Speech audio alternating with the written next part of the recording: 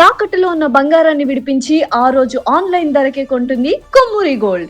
Right, Vizag లో మరొక మృతి కేసు సంచలనంగా మారింది. శాంతికుమారి అనేటువంటి ఒక యువతి అనుమానాస్పద మృతి అనేక ప్రశ్నలకు తావిస్తుంది. ఇప్పుడు తాను బర్త్డే పార్టీ అని ఇంట్లో నుంచి వెళ్ళిన తర్వాత అక్కడ ఏం జరిగింది, స్నేహితులతో వాగ్వాదం ఏమైనా జరిగిందా, ఆమె మృతి వెనుక ఎలాంటి కోణాలు దాగి ఉన్నాయి, తాజాగా దీంట్లో అనేక ప్రశ్నలు కూడా ఉత్పన్నమవుతున్నాయి. ఎందుకంటే అరగంటలో నేను వచ్చేస్తానమ్మా అంటూ తన తల్లికి ఫోన్ చేసి చెప్పినటువంటి కూతురు ఆ తర్వాత విగత జీవిగా పడి ఉందనేటువంటి విషయం తెలుసుకున్న ఆ తల్లి ఏమాత్రం కూడా తట్టుకోలేకపోతుంది. అసలు ఏం జరిగింది అర్ధ గంటలో, అక్కడికి వెళ్ళిన తర్వాత ఎవరితో వాగ్వాదం జరిగింది, ఆమెంతట ఆమె చనిపోయిందా లేకుంటే ఇంకేమైనా జరిగిందా?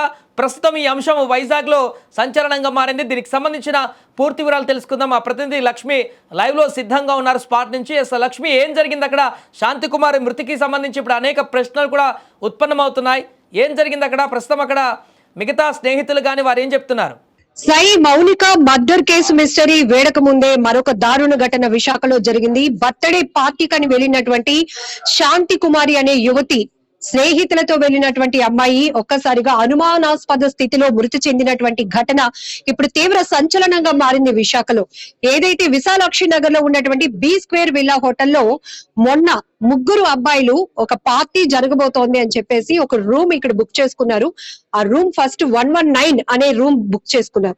ఆ తర్వాత మాతో పాటు మరొక ఇద్దరు అమ్మాయిలు జాయిన్ అవుతారు అంటే ఇక్కడ ఉన్నటువంటి హోటల్ మేనేజ్మెంట్ దాన్ని ఎంకరేజ్ చేయలేదు. అలాంటివి ఇక్కడ జరగవు, అవ్వదు అని చెప్పారు. కేవలం ఒక రూమ్ వీళ్ళు అలౌట్ చేయడానికి ముగ్గురు అబ్బాయిల యొక్క ఐడి కార్డులు తీసుకున్నామని చెప్పారు. అయితే సేమ్ రూమ్ లో ఇంకెవరు ఉండడానికి కూడా అవ్వదు అని వీళ్ళు చెప్పినప్పుడు మరొక అమ్మాయి, అంటే ఎవరైతే ఇప్పుడు అనుమానాస్పద స్థితిలో మృతి చెందినటువంటి శాంతి కుమారి అనే అమ్మాయి తన ఐడి ప్రూఫ్స్ ప్రొవైడ్ చేసి ఇక్కడ మరొక రూమ్ తీసుకుంది. ఆ రూమే ఇది 118. ముగ్గురు అబ్బాయిలు ఉంటున్నారు, కుమారి ఒక్కరే ఉంటున్నారు అనేది ఈ హోటల్ యొక్క మేనేజ్మెంట్, ఇక్కడ మేనేజర్ గాని రిసెప్షనిస్ట్ గాని తెలిసినటువంటి విషయం. కానీ నెక్స్ట్ డే అంటే నిన్న ఉదయం ఒక కానిస్టేబుల్ ఈ హోటల్ కి వచ్చి పైకి ఇక్కడ ఉన్నటువంటి రిసెప్షనిస్ట్ ని బాయ్ ని కూడా తీసుకొని ఈ రూమ్స్ దగ్గరకు వచ్చారు. ఎవరెవరు ఇక్కడ రూమ్స్ తీసుకున్నారు, వారి వివరాలు ఏంటి అని అడిగినప్పుడు ముగ్గురు అబ్బాయిలు ఐడీస్ ప్రొవైడ్ చేసి ఆ రూమ్ తీసుకున్నారు. మరొక అమ్మాయి శాంతి కుమారి అనే అమ్మాయి ఈ రూమ్ తీసుకుందని. మరి ఇంకొక అమ్మాయి ఏది అని ఆ కానిస్టేబుల్ అడిగినప్పుడు ఇంకొక అమ్మాయి ఏంటని వీళ్ళే షాక్ అయ్యారని చెప్తున్నారు. ఎందుకంటే శాంతి కుమారి అన్న అమ్మాయి ఒక్కరిదే ఉంది అనేది వీళ్ళ ఆలోచన. కానీ ఇంకొక అమ్మాయి కూడా ఇక్కడికి వచ్చింది. అయితే ఫ్రంట్ వేలో కాకుండా అమ్మాయి బ్యాక్ వేలో గ్రౌండ్ ఫ్లోర్ కి వెళ్లి లిఫ్ట్ లో నుంచి పైకి రావడం వల్ల ఆ అమ్మాయి ఇక్కడికి వచ్చినట్టు కూడా మాకు తెలియదు అంటూ ఇక్కడ ఉన్నటువంటి హోటల్ కు సంబంధించినటువంటి వ్యక్తులు చెప్తున్నారు. ప్రస్తుతానికి బి స్క్వేర్ విల్లాకి సంబంధించినటువంటి మేనేజర్ పృథ్వీ మనతో పాటు ఉన్నారు. ఆయన మాటల్లోనే విందాం. అసలు ఇంకొక అమ్మాయి కూడా ఉందన్న విషయం మీకు ఎప్పుడు తెలిసింది? మార్నింగ్ సీసీ ఫుటేజెస్ చెక్ చేస్తున్నారు కదా, డిపార్ట్మెంట్ కి ప్రూఫ్స్ కలెక్ట్ చేసుకున్నాడు. అప్పుడు ఏంటంటే మిగిలిన అబ్బాయిలు అప్పుడు ఆ అమ్మాయి వచ్చిందనే విషయం మాకైతే తెలుస్తుంది అనమాట. వాళ్ళు బ్యాగ్ లిఫ్ట్ లో నుంచి పైకి వెళ్ళి అటు నుంచి అలా బ్యాగ్ దిగితే కష్టం కదా, మాకైతే తెలియదు. మేము ఎంట్రన్స్ లోని వాటిల్లో అయితే మేము ఉంటాం. మరి నైట్ తెల్లవారు అంతా నైట్ డ్యూటీ తెల్లవారు 6-7 గంటల వరకు ఉన్నాం కదా. 3 వరకు అయితే మేము 2 వరకు అయితే మేము ఉన్నాం అన్నమాట. సో ఉండి అక్కడ నుంచి చూసుకొని వచ్చాం అన్నమాట. మేము మొదట రూమ్ ఎవరు బుక్ చేసుకున్నారు, ఏ పర్పస్ కి ఇక్కడ వస్తున్నామని చెప్పారు, ఎంతమంది బుక్ చేసుకుంది? అయితే రూమ్ మొత్తం ముగ్గురు బుక్ చేసుకున్నారు. ముగ్గురు అబ్బాయిలు అన్నమాట, మొత్తం అందరూ అబ్బాయిలే. సో వాళ్ళు ఏంటంటే మేము మ్యాచ్ ఉంది చూసుకొని చిన్న పార్టీ చేసుకుంటాను, మేము డ్రింకింగ్ అయితే అంత హెవీగా అయితే అలౌ చేయాలంటే లేదు, ఇందులో ఒకరే తాగుతారు ఇంకెవరో తాగరని చెప్పేసి అన్నారు. సో దానికి ఏంటంటే మేము ఇచ్చాం అన్నమాట. ఎప్పుడైతే ఇచ్చాం రూమ్ ఇచ్చాం. తర్వాత అమ్మాయి రావడం జరిగింది. ఆ అమ్మాయికి ఏ రూమ్ అలౌట్ చేశారు? ఆ అమ్మాయికి 118 ఇచ్చాం అన్నమాట. ఐడి కార్డ్స్ అన్ని తీసుకొని అమ్మాయి అందులో నా ఫ్రెండ్ ఎవరో ఉన్నారట, వాళ్ళతో కలిసి ఉంటానని చెప్పింది అన్నమాట. ఫ్రెండ్ ఫిమేల్ అని చెప్పిందా, మేల్ అని చెప్పిందండి? మెయిల్. అంటే ఇప్పుడు ముగ్గురు ఈ అబ్బాయిలు ఎవరైతే ఉన్నారో ఆ అబ్బాయిల్లో ఒక అబ్బాయితో తను ఉండడానికి అడిగారు అన్నమాట. మీరేం చెప్పారు? మేమేంటంటే ముందు వాళ్ళతో పాటు రూమ్ లో ఉంటాను అన్నది. సో దానికి సజెషన్ వీళ్ళ ఐడి కార్డ్స్ ఎలాగో తీసుకొని ఏజ్ అని చెక్ చేసుకొని మేము ఇచ్చాం అన్నమాట రూమ్ అన్నది. ఒక్కసారి 119 రూమ్ కి వెళ్దాము పృథ్వీ గారు. సో లోపల మొత్తం ఎక్కడ చూసినా కూడా బీర్ బాటిల్స్ కనిపిస్తున్నాయి, సిగరెట్ ప్యాకెట్స్ కనిపిస్తున్నాయి. అలానే ఈ రూమ్ లో మాత్రం పగిలినటువంటి బీర్ బాటిల్ ముక్కలు కనిపిస్తున్నాయి. సో చూసిన తర్వాత డోర్స్ మేము ఓపెన్ చేసిన తర్వాత చూస్తే రూమ్స్ బుక్ చేసుకున్న వాళ్ళు ఒక్కరు కూడా ఇక్కడ మాకు కనిపించలేదు. ఈ రూమ్ 118 ఎవరైతే బుక్ చేసుకుందో ఆ అమ్మాయి మాత్రం హాస్పిటల్లో ట్రీట్మెంట్ లో ఉన్నారు, అక్కడికి తీసుకెళ్లేటప్పటికే చనిపోయారని. మీకేం చెప్పారు అసలు? కానిస్టేబుల్ ఏం చెప్పారు?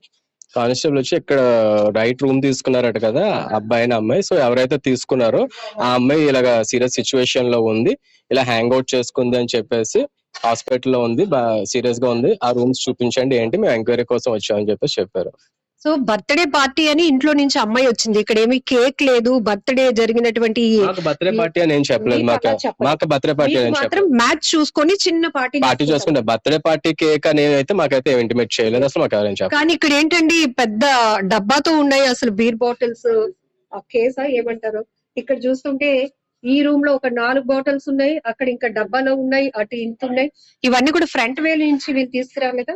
ఫ్రంట్ వే నుంచి బాల్ తెచ్చుకుంది, బ్యాగ్ లోనైతే మాత్రం మేము అప్పటికి బ్యాగ్ కూడా చెక్ చేస్తాం, 3 బీర్ బాటిల్స్ ఉన్నాయి. మీరు పొద్దున్న కానిస్టేబుల్ వచ్చి చూసేటప్పటికి మాత్రం ఇక్కడ ఒక్కరు కూడా లేరా? ఎవ్వరు లేరు. డోర్స్ ఓపెన్ చేసి చూసే డోర్స్ ఓపెన్ చేస్తున్నారు. ఎలా ఉంది రూమ్స్, ఎలా ఉన్నాయి పరిస్థితి? అప్పుడైతే నేను లేను, మా రిసెప్షన్ అబ్బాయి ఉంటారు అన్నమాట. సో నాకైతే ఇంటిమేట్ లో రిసెప్షన్ ఇలా ఇంటిమేట్ జరిగిందని చెప్పేసి చెప్తే నేను ఇంకా పరిగెట్టుకుంటూ వచ్చాను అనమాట, ఏటైంది ఏంటి అని చెప్పేసి. ఈ అమ్మాయి వీళ్ళు ఎప్పుడు తీసుకున్నారు, ఎన్ని గంటలకు తీసుకున్నారండి రూము? అబ్బాయిలు ముగ్గురు 9:30 ఆ టైంకి. మొన్న అమ్మాయి ఎప్పుడు తీసుకుంది, ఎన్ని గంటలప్పుడు?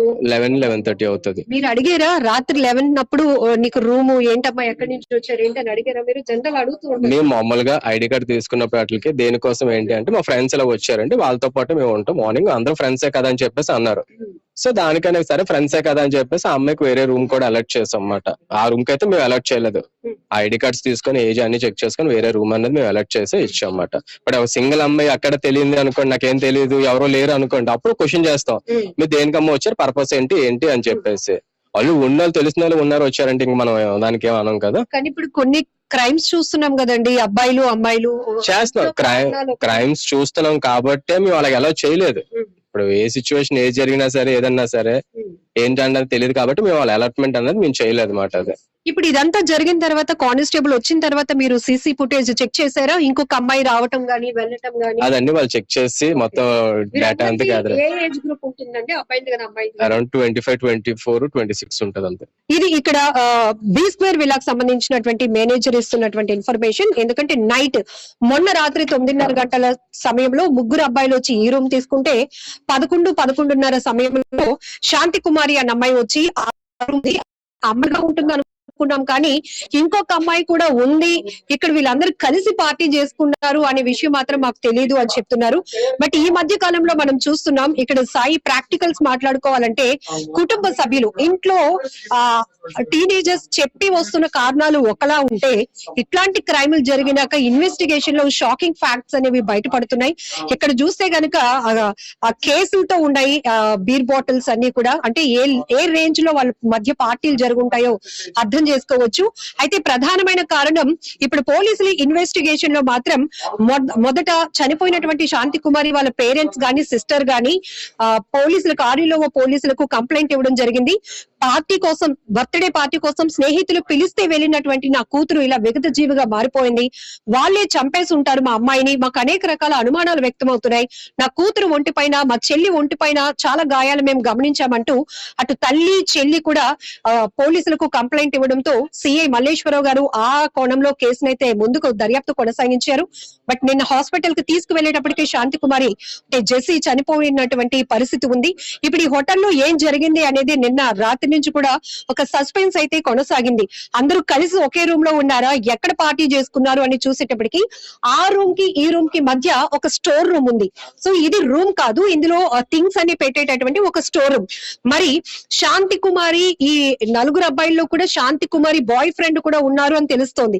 మరి వాళ్ళు దాడి చేసినప్పుడు ఆ అమ్మాయి పైన ఆ అబ్బాయి కూడా ఉన్నాడా, లేకపోతే అబ్బాయి ఏమైనా బయటకు వెళ్ళినప్పుడు మిగతా వాళ్ళు ఆ అమ్మాయికి మీద దాడి చేశారు అనే విషయం కూడా పూర్తిగా తెలియాల్సిన పరిస్థితి ఉంది. ఇప్పుడు శాంతి కుమారితో పాటు మరొక అమ్మాయి ఎవరైతే ఉన్నారో ఆ అమ్మాయి వాళ్ళ లవర్ ఇంకొక అబ్బాయి కూడా ఇందులో ఉన్నారు. వాళ్ళిద్దరి మధ్య విభేదాలు రావటానికి శాంతి కుమారియే కారణం, లేనిపోని విషయాలు చెప్తూ మా ఇద్దరి మధ్య గ్యాప్ క్రియేట్ చేస్తోంది అనేది ఈ గొడవకి ప్రధానమైన కారణంగా కూడా తెలుస్తోంది.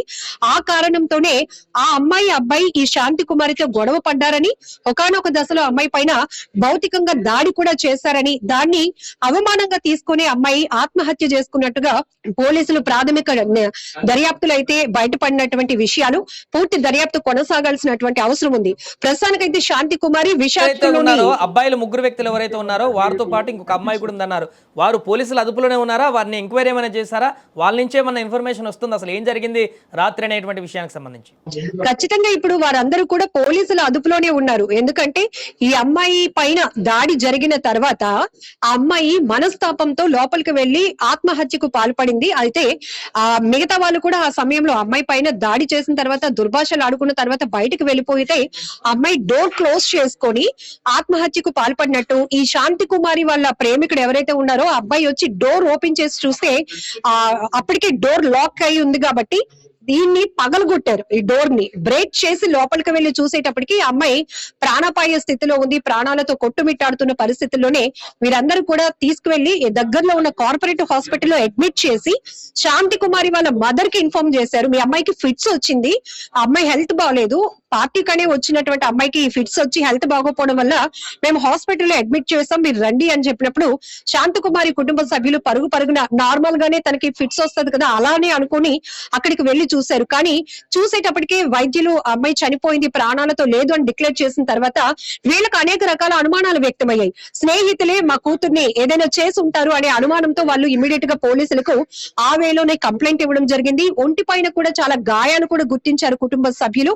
కాబట్టి ఇది ఖచ్చితంగా ఆత్మహత్య కాదు, హత్యే, వాళ్ళే స్నేహితులే హత్య చేశారు అనే కోణంలోనే దర్యాప్తు కొనసాగించాలంటూ కూడా నిన్నటి నుంచి శాంతి కుమారి మృతురాలు ఎవరైతే శాంతి కుమారి జెస్సీ బంధువులైతే పట్టుబట్టారు. ఆ కోణంలోనే ఇప్పుడు ఆరిలోవ పోలీసులు కేసును దర్యాప్తు చేస్తున్నారు. Sai, thank you Lakshmi. So అది మొత్తానికి వైజాగ్ లో మరొక సంచలనమైనటువంటి కేసు బయటికి రావడం జరిగింది. మొన్న మౌనిక మర్డర్ కేసు అంశం బయటికి వచ్చినటువంటి సందర్భంలో అది కంక్లూజన్కి రాకముందుకే మరొక యువతి శాంతి కుమారి చనిపోవడం అనేది ఇప్పుడు సిటీలో మరొక హాట్ టాపిక్గా మారింది. అసలు శాంతి కుమారి ఎలా చనిపోయింది, ఎందుకు చనిపోయింది, ఆ రోజు రాత్రి ఏం జరిగింది, హోటల్లో ఏమైనా వాగ్వాదం జరిగిందా, మిగతా ఉన్నటువంటి వ్యక్తులతో తనకున్నటువంటి గొడవ ఏం జరిగింది ఆ రోజు రాత్రి అనేది పూర్తి వివరాలు కూడా ఇప్పుడు బయటికి రావాల్సిన పరిస్థితి ఉంది. దీంతో ఆ యొక్క శాంతి కుమారి కుటుంబ సభ్యులు కానీ తల్లిదండ్రులు కానీ పూర్తిగా ఆవేదనకు గురవుతున్నారు. బర్త్డే పార్టీకి అని చెప్పి అరగంటలో వస్తానంటూ ఫోన్ కూడా చేసింది నా బిడ్డ, అలాంటిది ఇలా శవమై వస్తుందంటూ కూడా మేము ఊహించలేదు, అసలు ఏం జరిగిందో ఆ రోజు రాత్రి, మిగతా స్నేహితులు ఏమో చేశారు నా బిడ్డనంటూ కూడా చెప్తున్నటువంటి ఆ తల్లి బాధ అయితే మనకు కనిపిస్తుంది. ఇప్పుడు దీనికి సంబంధించి పూర్తి ఎంక్వైరీ తర్వాత అసలు విషయాలు బయటకు వచ్చేటువంటి అవకాశం ఉంది.